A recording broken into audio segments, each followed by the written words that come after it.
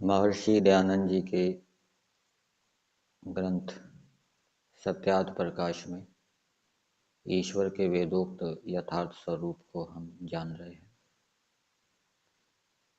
7वें समोल्लास में बताया गया है कि ईश्वर कभी शरीर धारण व जन्म नहीं लेता, उसमें छिद्र नहीं होता, नाड़ी आदि के बंधन में नहीं आता, कभी पापाचरण नहीं करता और उसमें क्लेश दुख अज्ञान कभी नहीं होता।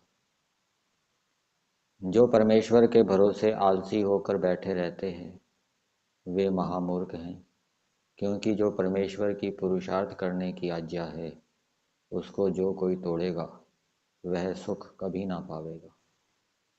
यजुर्वेद का मंत्र दिया है, कुर्वन्ने वेह कर्माणि, 40वें अध्याय का दूसरा मंत्र है। इसका अर्थ दिया है, परमेश्वर आज्ञा देता है कि मनुष्य 100 वर्ष पर्यंत अर्थात जब तक जीवे तब तक कर्म करता हुआ जीने की इच्छा करे, आलसी कभी ना हो। देखो, सृष्टि के बीच में जितने प्राणी हैं अथवा अप्राणी, वे सब अपने अपने कर्म और यत्न करते ही रहते हैं। जैसे पिपीलिका आदि सदा प्रयत्न करते, पृथ्वी आदि सदा घूमते और वृक्ष आदि सदा बढ़ते घटते रहते हैं। देखो, पृथ्वी का भी उदाहरण दिया है, कुर्वन्ने वेह कर्माणि।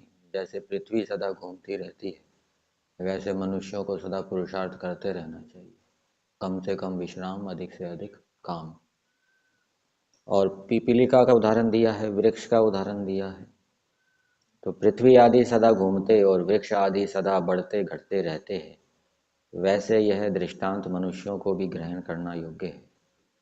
जैसे पुरुषार्थ करते हुए पुरुष का सहाय दूसरा भी करता है, वैसे धर्म से पुरुषार्थी पुरुष का सहाय ईश्वर भी करता है। परमेश्वर भी सबके उपकार करने की प्रार्थना में सहायक होता है, हानिकारक कर्म में नहीं। उपासना शब्द का अर्थ समीपस्थ होना है। अष्टांग योग से परमात्मा के समीपस्थ होने और उसके सर्वव्यापी सर्वांतर्यामी रूप से प्रत्यक्ष करने के लिए जो जो काम करना होता है वह वह सब करना चाहिए। फिर आगे दिया, जब इन साधनों को करता है तब उसका आत्मा और अंतःकरण पवित्र होकर सत्य से पूर्ण हो जाता है। कौन से साधनों को करता है? अष्टांग योग से परमात्मा के समीपस्थ होने रूपी जो साधन बताए गए हैं, उन साधनों का जब वो अनुष्ठान करता है, अर्थात अष्टांग योग का जब अनुष्ठान करता है, तो उसका आत्मा और अंतःकरण पवित्र होकर सत्य से पूर्ण हो जाता है। नित्य प्रति ज्ञान विज्ञान बढ़ाकर मुक्ति तक पहुंच जाता है। तो जो योग अष्टांग योग का अनुष्ठान रोज करेगा, प्रतिदिन उसका ज्ञान विज्ञान बढ़ता रहेगा और फिर इतना ज्ञान विज्ञान बढ़ जाएगा कि उसकी मुक्ति की योग्यता बन जाएगी, फिर वो मुक्त हो जाएगा। फिर आगे दिया, जैसे शीत से आतुर पुरुष का अग्नि के पास जाने से शीत निवृत्त हो जाता है, वैसे परमेश्वर के समीप प्राप्त होने से सब दोष दुख छूटकर परमेश्वर के गुण कर्म स्वभाव के सदृश जीवात्मा के गुण कर्म स्वभाव पवित्र हो जाते हैं। इसलिए परमेश्वर की स्तुति प्रार्थना और उपासना अवश्य करनी चाहिए। मतलब कि ईश्वर को अपने समीप अनुभव करते हुए उसकी स्तुति प्रार्थना उपासना करनी चाहिए। तो इस प्रकार से परमेश्वर के समीप प्राप्त होने से सब दोष दुख छूटकर परमेश्वर के गुण कर्म स्वभाव के सदृश जीवात्मा के गुण कर्म स्वभाव पवित्र हो जाते हैं। तो ईश्वर को अपने समीप अनुभव करते हुए ईश्वर की स्तुति प्रार्थना और उपासना एकाग्र मन से करेंगे तो ईश्वर में प्रीति होगी और फिर वो साधक अपने गुण कर्म स्वभाव ईश्वर जैसे भी बनाएगा। इसलिए परमेश्वर की स्तुति प्रार्थना और उपासना अवश्य करनी चाहिए, जिससे इनका फल पृथक होगा, परंतु आत्मा का बल इतना बढ़ेगा वह पर्वत के समान दुख प्राप्त होने पर भी न घबरावेगा और सबको सहन कर सकेगा। क्या यह छोटी बात है? और जो परमेश्वर की स्तुति प्रार्थना उपासना नहीं करता वह कृतघ्न और महामूर्ख भी होता है, क्योंकि जिस परमात्मा ने इस जगत के सब पदार्थ जीवों को सुख के लिए दे रखे हैं, उसका गुण भूल जाना ईश्वर ही को न मानना कृतज्ञता और मूर्खता है। परमेश्वर के हाथ नहीं परंतु अपनी शक्ति रूप हाथ से सबका रचन ग्रहण करता, पग नहीं परंतु व्यापक होने से सबसे अधिक वेगवान, चक्षु का गोलक नहीं परंतु सबको यथावत देखता, श्रोत्र नहीं तथापि सबकी बातें सुनता, अंतःकरण नहीं परंतु सब जगत को जानता है और उसको अवधि सहित जानने वाला कोई भी नहीं। उसी को सनातन सबसे श्रेष्ठ सब में पूर्ण होने से पुरुष कहते हैं। वह इंद्रियों और अंतःकरण के बिना अपने सब काम अपने सामर्थ्य से करता है। ना कोई परमात्मा के तुल्य और ना अधिक है। सर्वोत्तम शक्ति अर्थात जिसमें अनंत ज्ञान, अनंत बल और अनंत क्रिया है, वह स्वाभाविक अर्थात सहज उसमें सुनी जाती है। जो परमेश्वर निष्क्रिय होता तो जगत की उत्पत्ति स्थिति प्रलय ना कर सकता, इसलिए वह विभू तथापि चेतन होने से उसमें क्रिया भी है। प्रश्न: जब परमेश्वर क्रिया करता होगा तब अंत वाली क्रिया होती होगी वह अनंत?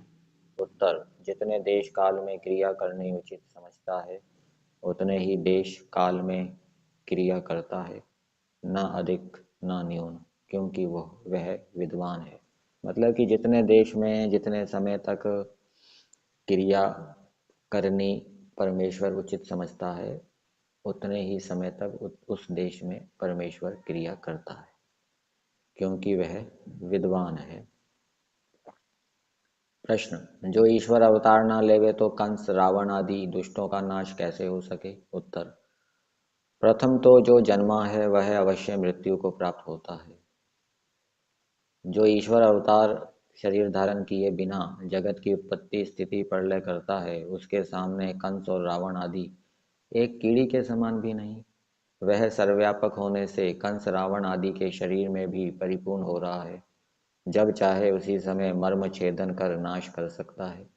भला इस अनंत गुण कर्म स्वभाव युक्त परमात्मा को एक क्षुद्र जीव के मारने के लिए जन्म मरण युक्त कहने वाले को मूर्खपन से अन्य कुछ विशेष उपमा मिल सकती है?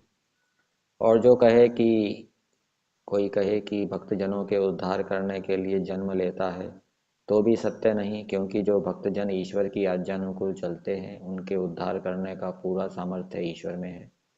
क्या ईश्वर के पृथ्वी सूर्य चंद्र आदि जगत को बनाने, धारण और प्रलय करने रूप कर्मों से कंस रावण आदि का वध और गोवर्धन आदि पर्वतों को उठाना बड़े कर्म हैं? जो कोई इस सृष्टि में परमेश्वर के कर्मों को विचार करे तो न भूतो न भविष्यति, ईश्वर के सदृश कोई न है न होगा। और युक्ति से भी ईश्वर का जन्म सिद्ध नहीं होता। जैसे कोई अनंत आकाश को कहे कि गर्भ में आया और मुट्ठी में धर लिया, ऐसा कहना कभी सच नहीं हो सकता, क्योंकि आकाश अनंत है और सब में व्यापक है। इससे ना आकाश बाहर आता और ना भीतर जाता। वैसे ही अनंत सर्वव्यापक परमात्मा के होने से उसका आना जाना कभी सिद्ध नहीं हो सकता। जाना आना वहां हो सकता है जहां ना हो। क्या परमेश्वर गर्भ में व्यापक नहीं था जो कहीं से आया, और बाहर नहीं था जो भीतर से निकला? ऐसा ईश्वर के विषय में कहना और मानना विद्याहीनों के सिवाय कौन कहे और मान सकेगा? कौन कहे और मान सकेगा? इसलिए परमेश्वर का जाना आना जन्म मरण कभी सिद्ध नहीं हो सकता। इसलिए ईसा आदि भी ईश्वर के अवतार नहीं है, ऐसा समझ लेना।